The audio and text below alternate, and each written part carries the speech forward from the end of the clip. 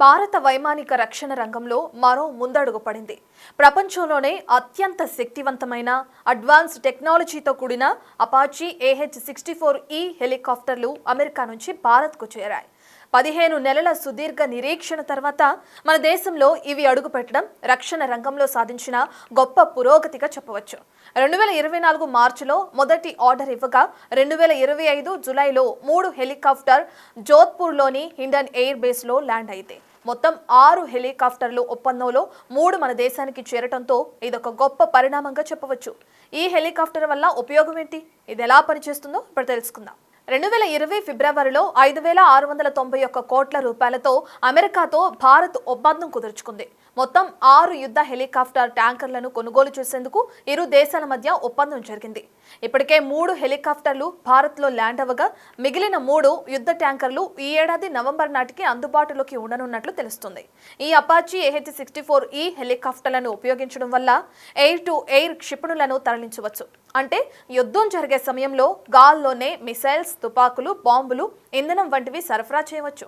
ఈ హెలికాప్టర్లు భారత్లో ఎప్పుడో అందుబాటులో ఉండాల్సింది. అయితే బోయింగ్ యుద్ధ విమానాలను కొనుగోలు చేయడంతో వీటి దిగుమతి ఆలస్యమైనట్లు తెలుస్తుంది.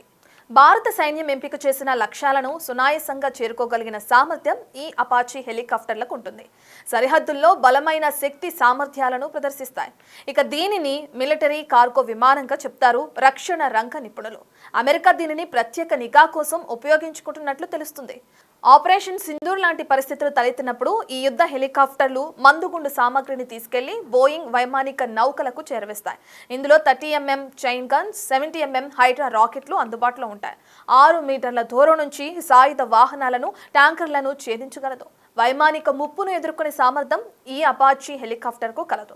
ఇక దీనిలో అత్యాధునిక సెన్సార్లను అమర్చడం వల్ల అన్ని వైపుల నుంచి వచ్చే దాడులను ఎదుర్కోగలదు. ఇది మంచు, వాన, ఎండ, రాత్రి, పగలు ఇలా ఎలాంటి వాతావరణంలోనైనా మెరుగ్గా పనిచేస్తుంది.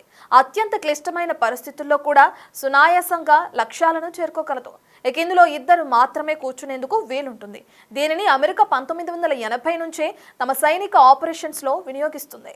ఏదేమైనా ఇలాంటి అత్యంత శక్తివంతమైన హెలికాప్టర్లను మన దేశానికి రావడంలో భారత వైమానిక రంగం మరో మైలురాయిని చేరుకుందని భావిస్తున్నారు రక్షణ శాఖ అధికారులు.